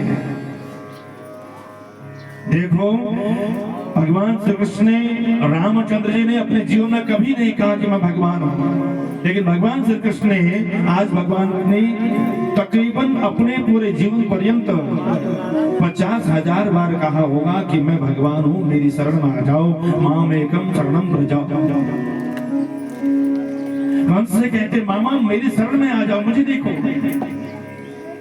मैं तुम्हारे सामने खड़ा हूं, इससे अच्छी मुक्ति और क्या हो सकती है बताओ। मुझे देखो और मैं तुम्हें मुक्ति प्रदान करूंगा। और इतना कहा, कंस चिल्लाने लगा। भगवान ने जोर से मुष्टिक प्रहार किया और कंस का प्राणांत हो गया। बलवान कृष्णाल की जय हो। जितने भी ब्रजवासी थे, मथुरावासी, सब लोग जय जयकार करने लगे, परमात्मा का चिंतन करते हुए जय जयकार करने लगे। मेरे गोविंद ने कंस का उद्धार करके सीधे पहुंचे कारागार में, जहां उनकी माता पिता देवकी वसुदेव और उग्रसेन जी जहां पर कारागार में बंदी थे। नाना उग्रसेन को कारागार से छुड़ाया और मां देवकी और वसुदेव दोनों को कारागार से मुक्त किया। और जाकर के सीधे उन्होंने अपने माता पिता के चरणों में प्रणाम किया। अभिवादनशीलस्य नित्यं व्रतोऽपि सेविना चत्वारि तस्य वर्धन्ते आयुर्विद्याय सोलम्। प्रणाम करके माँ देवकी ने कन्हैया को अपने गले से लगाया, बार बार चूमने लगी और सोचने लगी, 1 घंटे का जब कन्हैया था उस वक्त मैंने इससे अपने से जुदा किया था और आज पूरे 11 वर्ष 56 दिन का हो गया है। और कहने लगी कि यशोदा ने मेरे लाला की बहुत अच्छी तरह से देखभाल करी है। ये 11 वर्ष 56 दिन का तो है, लेकिन लगता है पूरा 16 वर्ष का जैसा है। इससे लगता है कि माँ यशोदा ने मेरे बेटे की, मेरे लाल की अच्छी सेवा करी है।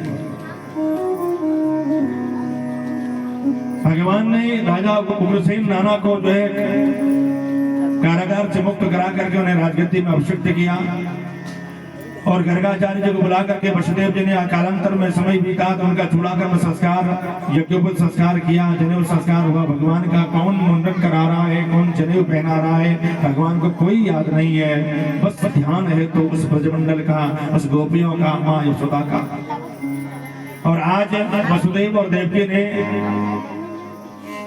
कृष्ण और बलराम दोनों को उज्जैन नगरी में शांतिपन मुनि के आश्रम में भेज दिया शिक्षा ग्रहण करने के लिए। और वहाँ अल्प समय में, कुछ ही समय में उन्होंने शिक्षा ग्रहण करी। और वहाँ उन्हें एक मित्र से मुलाकात हुई, एक ब्राह्मण से जिसका नाम है सुदामा। सुदामा जी से मिलकर के वापस आने लगे, अपने गुरुदेव के मरे हुए पुत्र को वापस किया और पांचजन नामक राक्षस को मार करके पांचजन संघ भगवान ने प्राप्त किया। और सुदामा से कह करके आए, सुदामा कभी मेरी नगरी में जरूर आना। सुदामा जी ने कहा, कन्हैया मौका लगेगा तो अवश्य आऊंगा। और अपनी नगरी में जब मथुरा वापस आए भगवान, तो मथुरा आकर के भगवान बड़े उदास बैठे थे। एक दिन वहां देवकी ने एक थाल में सुंदर भोजन सजाया, भोजन सजा करके उसमें थोड़ा सा माखन रख दिया, थोड़ा मिश्री रख दी और कन्हैया के पास गई कि लाला, कन्हैया भोजन करो, भोग लगाओ। जैसे ही मेरे गोविंद ने उस थाली में माखन और मिश्री को देखा तो मेरे कन्हैया जोर जोर से रोने लगे, हिचकियां भर के रोने लगे। देवकी की समझ में नहीं आया कि रो क्यों रहे। वापस दौड़ करके आई, वसुदेव जी से कहती, महाराज जी कन्हैया रो क्यों रहे, हमें पता नहीं है, बचपन से हमने पाला नहीं, पोसा नहीं, इसकी आदतों के बारे में पता नहीं, क्यों रो रहे। वसुदेव जी ने कहा, मैं भी नहीं जान सकता। उतने में भगवान श्री कृष्ण के मित्र, उनके भक्त उद्धव जी आए। उद्धव जी ने कहा, पिताजी क्या बात है, आप क्यों उदास हैं। वसुदेव जी ने कहा, जाओ देखो तुम्हारे मित्र जो हैं जब से इस मथुरा में आए तब से उदास बैठे रहते हैं और आज तो रोने लगे, हमारी समझ में नहीं आया कि रो क्यों रहे। उद्धव ने कहा, पिताजी आप चिंता मत करिए, मैं अभी जा करके पता लगा करके आता हूँ। गई उद्धव जी अंदर गई, प्रणाम किया, कहा कि वसुदेव, हे कृष्ण, हे गोविंद, आप हमें बताइए इस मथुरा में आपको कोई तकलीफ तो नहीं है। क्या हम लोगों से कोई अपराध हो रहा है, कोई गलती हो रही है? जो आप रो रहे हैं, आपको यहाँ अच्छा नहीं लग रहा है, बात क्या है? इतना कहा, मेरे कन्हैया, मेरे कृष्ण अपने आसन से उठी, उठ करके दौड़ करके उद्धव को अपने गले से लगाया और कहने लगे, उद्धव मोहि ब्रज विसरत नाही, हंस सुता को सुंदर कलरव और कुंजन की छाई। उद्धव, मुझे ब्रजभूमि नहीं बिसरती है, गोपियां, वो गलवाल, वो गैया, वो जमुना जी, माँ यशोदा, नंद बाबा, ये मुझे भूले से भी भुलाए नहीं जाते। जब ही सुरत आवे वहां सुख की। उद्धव में रोता इसलिए हूं कि निर्मल मन के अंतःकरण वाले ब्रजवासियों के साथ मैंने कितना बड़ा अन्याय किया, कितना बड़ा धोखा दिया। मैं उनसे कह कर आया था कि मैं परसों आ जाऊंगा, लेकिन परसों बीत गए और अभी तक मैं वापस नहीं गया। जो ब्रजवासी खाते पीते हंसते गाते हर वक्त हर क्षण में मेरी याद करते थे, मुझे याद करते थे, बस मेरे बिना कोई कार्य नहीं करते। उन्हें मैं ऐसा रोता बिलखता छोड़ करके आ गया। अरे मैं जरा दूध कम पी लेता तो मेरी माँ यशोदा कई बेटियों को बुला देती कि आज लाला ने दूध कम पिया है। क्यों? इतना मुझसे प्यार करती थी मेरी माँ, और उस माँ को रोते हुए बिलखते हुए छोड़ करके आ गया। कन्हैया कहते हैं, जैसे मैं मुरली बजाना बंद कर देता तो गाय मेरे को देखती ऐसे और कहती, कन्हैया तुमने बांसुरी बजाना बंद क्यों कर दिया, और बजाओ ना। खड़ी हो जाती।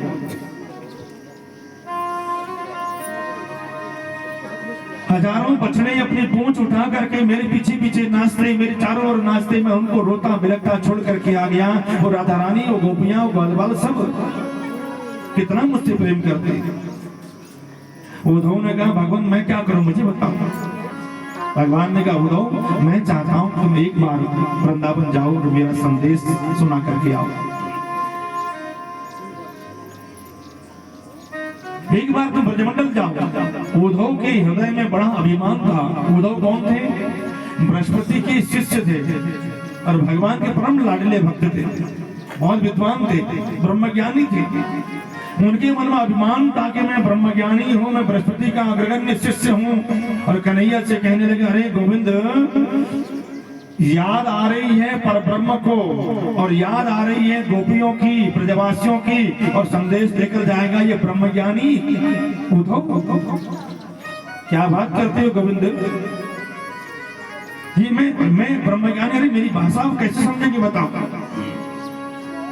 मैं वेदांत तो बोलूंगा, वेद की बातें करूंगा, तो गोपियां वो ग्वालियों के मन में क्या समझ में आएगा बताइए। ब्रजवासी तो ग्वाली है, गंवार ब्रजवासी मेरी भाषा कैसे समझेंगे?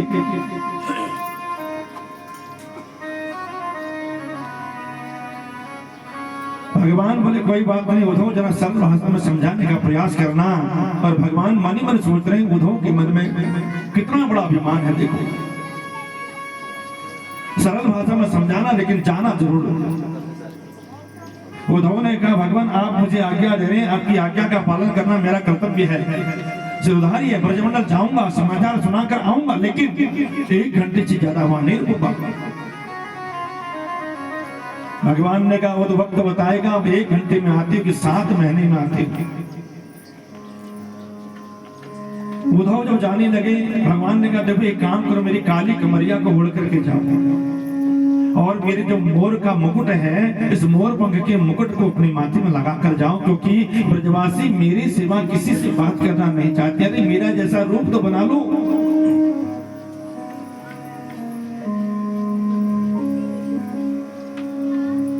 उद्धव ने काली कमलिया ओढ़ी और मोर पंख लगाया मुकुट में, और चले गए रथ में बैठ करके।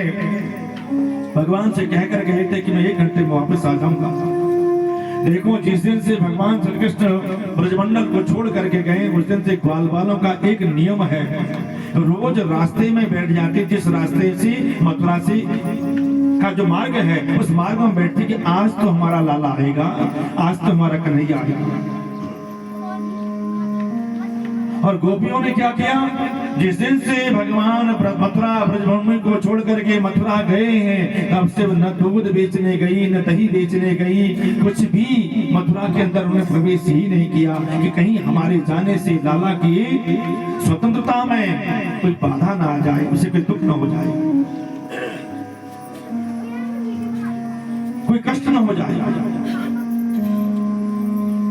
और आज भी जितने भी ब्रजवासी थे, ग्वालवाल थे, सब मार्ग में बैठे हुए, दूर से एक रथ आते हुए देखा। ग्वालवाल आपस में बात कर रहे हैं, देखो कन्हैया हमारा आ गया लगता है। एक नन्हा सा ग्वालवाल कहने लगा, देखो मैं तो बिल्कुल बात नहीं करूंगा। और वहां से उठा और झाड़ी के पीछे जाके छुप गया। बोला नहीं जाऊंगा उसके पास में, गुस्सा आ गया, नहीं जाऊंगा, छुप गया। जब रथ थोड़ा नजदीक आया, जब रथ वहां पर पहुंचा, तो वो जो छुपा हुआ ग्वालवाल था सबसे पहले आगे पहुंच गया, सबसे आगे, नहीं रहा गया। उस रथ से, उस पालकी से जब पर्दा खुला तो अंदर से उद्धव जी बाहर निकले। उन्होंने कहा, जय श्री कृष्ण, मैं उद्धव हूँ, मथुरा से आया हूँ, कन्हैया ने भेजा है। इतना जब सुना तो ग्वालवाल ने उनका मुंह भी नहीं देखा और वापस जाने लगे। उद्धव ने कहा, जरा ठहरो तो सही, मेरी बात तो सुनो। बोले क्या सुनना तुम्हारी बात? अरे बरसों बाद कन्हैया को, उस कान्हा को याद आई हमारी, और याद आई तो भेजा भी उसने अपने मित्र को। खुद नहीं आ सकता था क्या? इतना बड़ा आदमी बन गया। देखो ग्वाल वालों का प्रेम, बोले इतना बड़ा आदमी बन गया, इतना बड़ा राजा बन गया, जो अपना नहीं आ सकता, उसने दूत भेजा है, उसने मित्र भेजा है, तुम्हें भेजा है। ग्वाल वालों ने कहा, हम तुमसे बात नहीं करेंगे। उद्धव ने कहा, मत करो बात, लेकिन एक बात बताओ, मैं नंदरानी से मिलना चाहता हूँ, यशोदा से मिलना चाहता हूँ, उसके मार्ग, उसके घर को जाने वाला, उसके महल का मार्ग बताओ मुझे। ग्वाल वालों ने कहा, अरे उद्धव, जिस दिन से भगवान श्री कृष्ण गए हैं, उस दिन से माँ यशोदा के घर के रास्ते को बताने की आवश्यकता ही नहीं पड़ती। बोले क्यों? क्योंकि ये जो तुम जल बहता हुआ देख रहे हो, ये कोई नदी नहीं है, ये कोई पनारा नहीं है, ये कोई नहर नहीं है, तो क्या है जानते हो? हजारों गोपियां, राधा रानी, गैया, माँ यशोदा, नंद बाबा की आंख से निकलने वाला आंसू ये बह करके नदी बन गया है। इतना रो रहे हैं वो। इसके किनारे किनारे चले जाओ, जहां पर ये समाप्त हो जाए तो वहां पर समझना ये नंद रानी का भवन है। उद्धव की पहली ज्ञान की सीढ़ी खिसक गई। इतनी वर्ष हो गई कन्हैया को गए हुए, लेकिन आज तक ये नदी, ये आंसू की धार, धीरे धीरे धीरे धीरे उद्धव पहुंचे। नंदरानी के महल के पास में देखा कि एक बुढ़िया हाथ में माला लिए हुए, खंबे से सर लगाए बैठी है, जप कर रही है। एक कोने में नंद बाबा बैठे बूढ़े से जप कर रहे हैं। और जैसे ही उन्होंने ये उस भवन में चरण रखा, पूरे घर के कोने कोने से एक ही आवाज आ रही है, जय श्री कृष्ण, जय श्री कृष्ण, जय श्री कृष्ण, जय श्री कृष्ण। धीरे धीरे गए और माँ यशोदा के चरणों में प्रणाम किया। उद्धव ने, मैया मैं प्रणाम करता हूँ, मैं उद्धव मथुरा से आया हूँ। इतना कहा तो माँ यशोदा के हाथ से माला नीचे गिर गई। अरे धीरे बोल, तुझे समझ नहीं आता, मेरा लाला अंदर सोया हुआ है, ऐसी पगलाई हुई है। मेरा लाला सोया है, तो जरा जोर से बोलेगा तो कहीं उसकी नींद खराब हो जाएगी। धीरे से तुरंत कन्हैया उस उद्धव का हाथ पकड़ा। माँ यशोदा ने हाथ पकड़ करके सीधे अंदर ले गई, पलना के पास, जिस पलना में कन्हैया को सुलाया करती, झुलाया करती, और जाकर के धड़ाम से नीचे गिर गई और कहने लगी, अरे उद्धव ये वही पलना है जिसमें मैं अपने गोपाल को, अपने नंदलाल को सुलाया करती, झुलाया करती थी। हाथ पकड़ कर ले गई रसोई में। ये वही भोजनशाला है जहाँ पर मैं माखन मिश्री बनाया करती, मैं माखन बनाया करती, रोटी बनाया करती, और अपने हाथों से अपने लाला को पवाया करती। हाथ पकड़ कर ले गई इस आंगन में जहाँ पर नाचे नंदलाल, नचावे हरि की मैया, ठमक ठमक भगवान नाचते थे। ये वही आंगन है। आज ये 85 चौक वाला जो महल था, ये सोना पड़ा हुआ।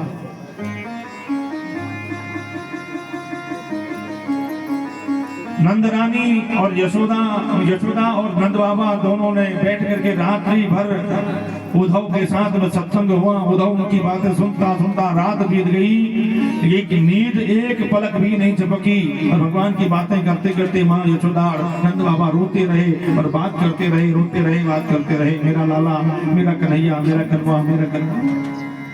प्रातः काल जब उद्धव उठे, उद्धव ने कहा मैया मैं गोपियों से मिलना चाहता हूँ, गोपियों से मिलना चाहता हूँ। माँ यशोदा से उन्होंने प्रणाम करके गोपियों के पास गए। जैसी गोपियां बैठी हुई है चारों ओर से घेर करके राधा रानी बीच में बैठी हुई है। गोपियां आपस में बात कर रही हैं। अरे तुम जानती हैं कल रात्रि में मैं जमुना जी में जल भरने गई तो कन्हैया मेरे पास आए और उन्होंने मेरी मटकी को मेरे सिर में रखा। ये कहने लगी अरे मैंने भी देखा, गैया चला करके आ रहा था और बढ़िया क्या बांसुरी, क्या सुंदर बांसुरी का निनाद सुन करके मैं उसका दर्शन करने गई। कोई कुछ कहे, कोई कहे मेरे घर आया था माखन चोरी करके दे गया, कोई कहे मेरे बछड़े को खोल करके चला गया। एक सखी ने कहा राधा रानी हम सब ने कन्हैया का दर्शन किया, तुम भी तो बताओ तुमने कैसे देखा। राधा रानी कहती है देखो सखी, जिस दिन से मेरे प्राण वल्लभ गए हैं इस मथुरा वृंदावन को छोड़ करके, उस दिन से निगोड़ी आंखियां बंद ही नहीं हुई है, इस आंखों में नींद ही नहीं है, तो कहां से दर्शन करूं। कितना प्रेम करती है राधा रानी। और ये सब वार्ता सुन रहे उद्धव जी कहां से, एक पेड़ के पीछे से उसकी उन गोपियों के मनोभाव को जान रहे हैं। उनकी बात सुन करके उद्धव गोपियों के सामने जाने की हिम्मत नहीं कर पा रहे। बड़ी मुश्किल से गोपियों के सामने गए और प्रणाम किया और ज्ञान का बखान करने लगे। उद्धव ने गोपियों को ब्रह्म ज्ञान देना चाहा, लेकिन कृष्ण प्रेम में उन्होंने कुछ नहीं सुना। उद्धव कहने लगे हम पर ये ब्रह्म है, ये परब्रह्म है, परमात्मा है। गोपियों ने भगवान श्री कृष्ण की प्रेम की गंगा बहा दी। उद्धव ने निर्गुण ब्रह्म का प्रतिपादन किया, गोपियों ने प्रेम की गंगा बहा दी। उद्धव की एक न चली। उद्धव सु तुम मोरे भाई पाती लेकर आए दौड़े, योग कौन जाने यहाँ रोम रोम श्याम बसे। योग कौन जाने यहाँ कि रोम रोम श्री श्याम समाए। गोपियों के सामने उद्धव की एक न चली और राधा रानी के चरणों में गिर गया। गोपियों ने कहा हम प्रेम दीवानी है, वो प्रेम दीवाना। प्रेम दीवानी है, वो प्रेम दीवाना। प्रेम दीवानी है, वो प्रेम दीवाना। है वो हमें ज्ञान की, है वो हमें ज्ञान की पोथी न सुनाना। प्रेम दीवानी है, वो प्रेम दीवाना। हम प्रेम दीवानी है, वो प्रेम दीवाना। है वो हमें ज्ञान की, है वो हमें ज्ञान की है, वो हमें ज्ञान की है, वो हमें ज्ञान की पोथी न सुनाना। हम प्रेम दीवानी है, वो प्रेम दीवाना। हम प्रेम दीवानी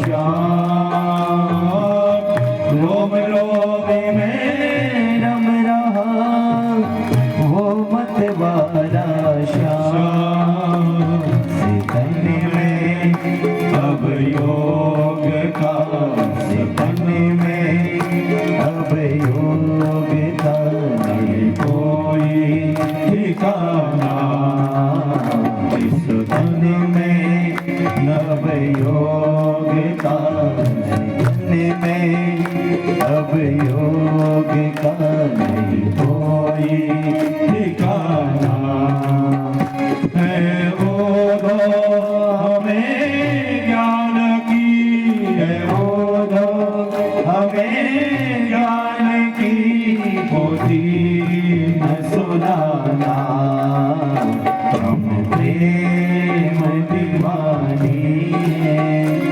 वो प्रेम दीवाना हम प्रेम दीवानी है वो प्रेम दीवाना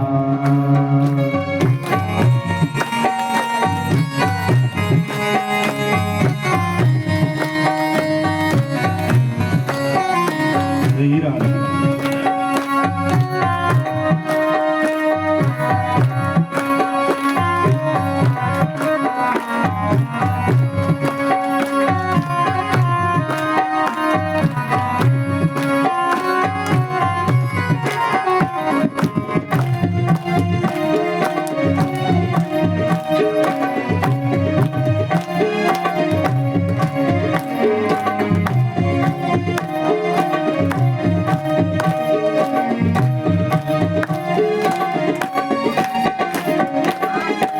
उधोइने आंसुअन को हरिसन मुख ले जाओ उधोइने आंसुअन को हरिसन मुख ले जाओ पूछे हरि कुशल तो चरणों में दियो चढ़ाए पूछे हरि कुशल तो चरणों में दियो चढ़ाए जो जी इस प्रेम का कहियो जी इस प्रेम का कुछ नजराना कहियो जी इस प्रेम का कहियो जी इस प्रेम का नहीं कुछ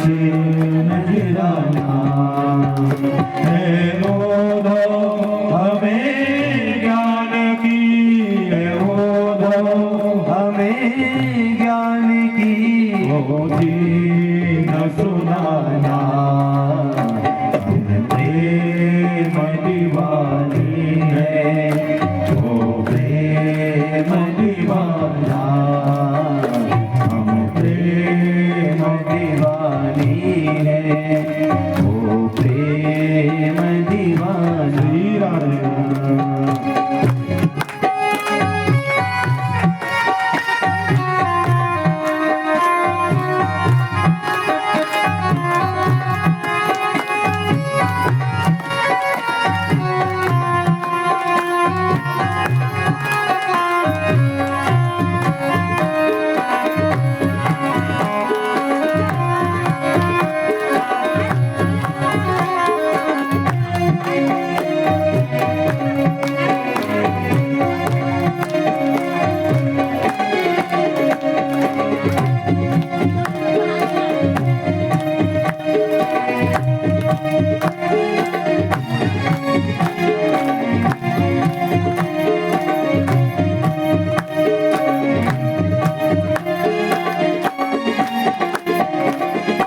प्रेम डोर में बंध रहा जीवन का संयोग